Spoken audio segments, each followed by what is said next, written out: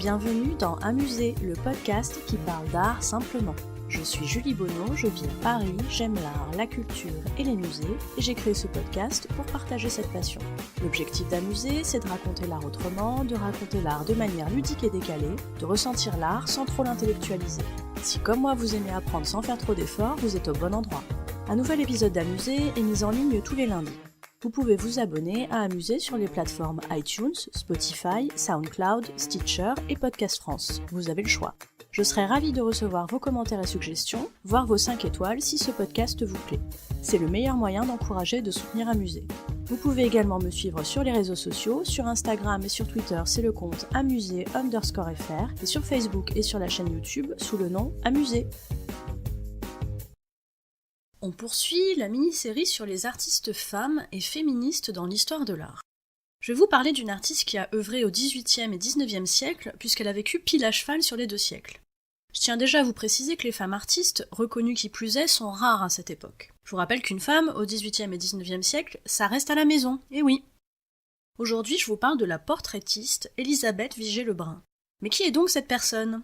Eh bien, Élisabeth Vigée-Lebrun, c'est tout d'abord une pastelliste qui apprend l'art du pastel avec son père, pastelliste également. Car oui, point d'apprentissage en atelier pour les femmes à cette époque, mais je vais y revenir. Elle apprend donc avec son père et se fait très vite remarquer pour ses portraits. La grande majorité de son œuvre, c'est du portrait, je vais pas vous le cacher. Mais il y a une vraie clientèle pour les portraits. Toute la bourgeoisie aime se faire peinturelurer. J'avais juste envie de placer ce verbe dans cet épisode, pardonnez-moi. Bref, Vigée-Lebrun, elle peint des portraits, mais également des autoportraits. Voilà un bon point pour elle, qui présente donc une volonté de s'affirmer en tant que femme artiste. Vous avez peut-être en tête l'épisode de la semaine dernière sur Frida Kahlo, qui utilisait l'autoportrait exactement pour les mêmes raisons. Pour les femmes artistes, il est clair que l'autoportrait, c'est vraiment la meilleure arme pour l'affirmation de soi.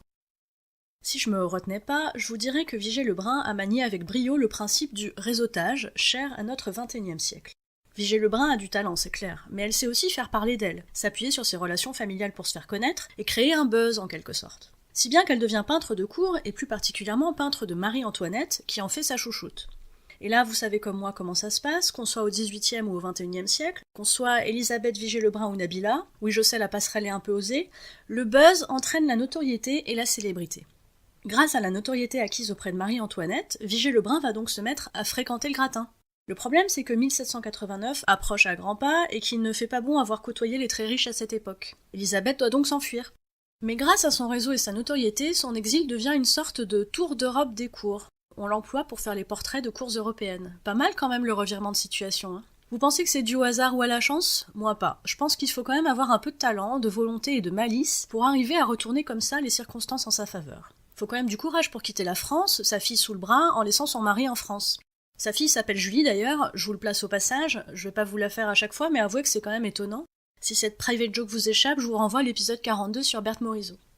Bon, je vous ai donc donné quelques petites touches d'émancipation féminine dans ce début d'épisode, mais sans doute, en voulez-vous plus, je vous connais. Je vous disais qu'Élisabeth faisait des portraits, ok ? Elle ne fait pas que faire des portraits, elle révolutionne un peu la façon de faire des portraits. En effet, elle réalise ce qu'on appelle des portraits au naturel, c'est-à-dire qu'elle essaie de faire des portraits où on n'est pas engoncé et constipé dans sa posture et ses vêtements. Vous voyez des portraits où on a l'air un peu plus détendu, un peu plus naturel. On se lâche les cheveux, on porte des habits de tous les jours. Elle ira même jusqu'à faire un portrait de Marie-Antoinette en tenue d'intérieur. Autant dire que ça fait pas trop pour une reine. Imaginez que vous tombiez sur un portrait de la reine d'Angleterre en chemise de nuit. Bon bah c'est pareil. Donc un soupçon de révolution quand même dans l'art de Vigée-Lebrun. Et si je vous dis qu'Élisabeth Vigée-Lebrun est une des premières femmes à entrer à l'académie, vous en pensez quoi ?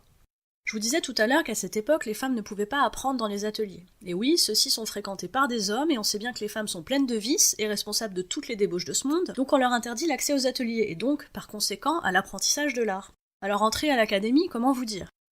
C'est hyper compliqué pour une femme d'y être admise, jusqu'à ce que l'accès à l'académie leur soit purement et simplement interdit à partir de 1706. Pourquoi s'embêter, hein ?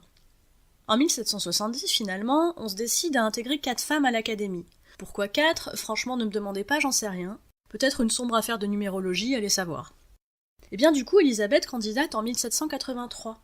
Mais que fait-elle, cette petite insolente ? Elle présente une peinture d'histoire, genre pictural qui est le plus élevé, le plus noble de la peinture au XVIIIe siècle, et genre pictural évidemment interdit aux femmes. Ok pour les intégrer à l'académie, mais il faut pas abuser non plus.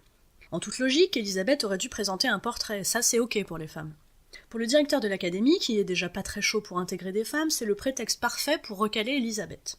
Et là, j'ai envie de dire dommage, cher directeur, car réseautage plus girl power égale Marie-Antoinette qui ordonne à l'Académie d'intégrer Elisabeth Vigée-Lebrun. Et bim! Elisabeth Vigée-Lebrun en profitera pour ouvrir une classe de jeunes filles. Bref, sous ses airs de gentille fille bien élevée, Elisabeth Vigée-Lebrun est une petite effrontée, et ça me plaît. Son féminisme, ou son affirmation en tant que femme, si l'expression vous paraît plus adaptée, ça n'est pas un combat, une violence, une lutte acharnée. Non, c'est plutôt une volonté qui s'opère en sous-main, en off. Mais quand même, elle arrive à ses fins, non ?